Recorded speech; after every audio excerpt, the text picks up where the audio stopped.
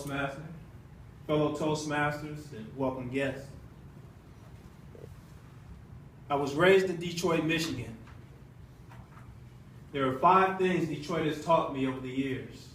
Number 1, in order to make it out, you have to be a great athlete.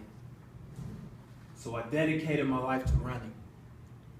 In the process, I found the sport that I loved while running away from who I was. My identity was found in sports.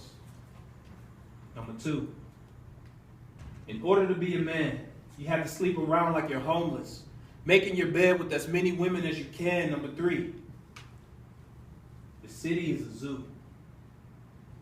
Now, this is not something Detroit has taught me, but rather something I knew. The city is a zoo with lions and tigers who prey on the vulnerable, salivating over violent acts. Number 4, they called my block Sesame Street because on it, big birds were being sold in that all too familiar line of beware, the Cookie Monster.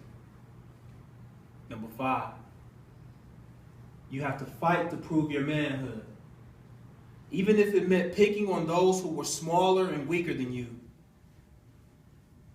I was often picked on because I was small and weak.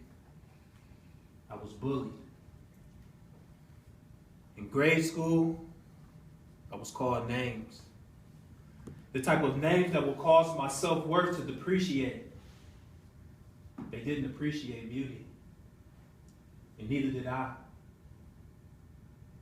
I was called the type of names that will cause my self-esteem to flatline, requiring a crash cart in hopes to revive a broken heart. I often had a broken heart. I felt that no one loved me. I wasn't the popular kid in school. I felt that I would never have a girlfriend because I was often called ugly, and I accepted it. I was trapped into somewhere I could not escape. I wished I could have surgery to operate on the broken parts of me that I often questioned God about, but I couldn't. Just had to deal with it. I can remember a time that when you like someone, all you have to do is write on a sheet of paper, would you go out with me? Circle yes or no. In my 6th grade class, there were a lot of pretty girls. I can remember one day sitting in a classroom waiting for the class to dismiss when I noticed the letter being passed around the classroom. I can remember sitting there thinking to myself, what if one of these pretty girls is writing me a letter asking me to go out with them? I sat there in anticipation. My heart was racing, and all I could think about is how I was going to react after circling yes. Besides, I had to play it cool. So the letter came around, and it finally got to me, and to my surprise, my name was written on it. So I opened the letter, and there it was, my name followed by a description. And it read, Isaiah Marshall has the biggest lips I have ever seen. My heart stopped in mid-beat. And there I realized that it is possible to be alive even when the heart dies.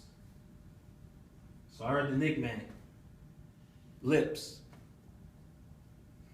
I can remember sitting there quiet, thinking to myself, I have something to say, but I can't say it because my heart and my mind are at odds, holding my tongue hostage. All I have is concealed thoughts in the prison of my mind screaming, let me out. My mind says yes, but my heart says no. My heart says, no one loves you. No one cares about you. Remember the saying, sticks and stones may break our bones, but names would never hurt us. Well, of course they will. Names are like ammunition. They can penetrate the flesh and have power to kill, making one feel that their life is worthless, like they're not beautiful, like they're not designed with purpose, like they weren't created in the image of the Creator. Houston, we have a problem. Something has to be done because our young people are dying. Cemeteries are becoming some of the richest places on the planet because buried in them are our cure for cancer, cure for HIV, pastors, teachers, and unrealized dreams.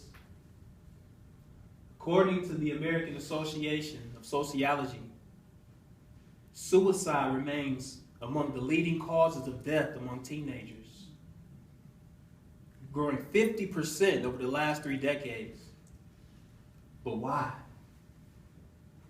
Well, Bullying Statistics 2010 says that there are 2.7 million students being bullied each year. And research shows that bullying leads to isolation, which leads to a feeling of rejection, which leads to depression, which causes one to feel that the hurt and pain of being a victim of bullying is greater than the joy of living, thus causing one to want to take their own life. Shane Koyczyn, who's a Canadian poet, says, "I will love myself despite the ease with which I lean toward the opposite. But we who are victims of bullying find it hard to love ourselves because our peers have pushed us toward the opposite, towards hating ourselves by pointing out what they saw as defects." And as I stand here today, some may say that I'm the lucky one, as if luck makes one numb to the hurt and pain of being the victim of bullying can cause. It wasn't luck. It was love. It was support. It was support from those who loved me. Support of those who were brave enough to stand up for me. To stand like a peace protest marching to the beat of injustice. So I make like a doctor and diagnose the problem of bullying by observing its symptoms. And I charge you, practitioners of all things beautiful, to stand. Stand like David against the mighty Goliath. Let your voice be the slingshot and your words be the rock that takes down this giant of a problem. Stand. Stand like that life depends on it. Because it does. Stand up and fight against bullying. Mr. Toastmaster.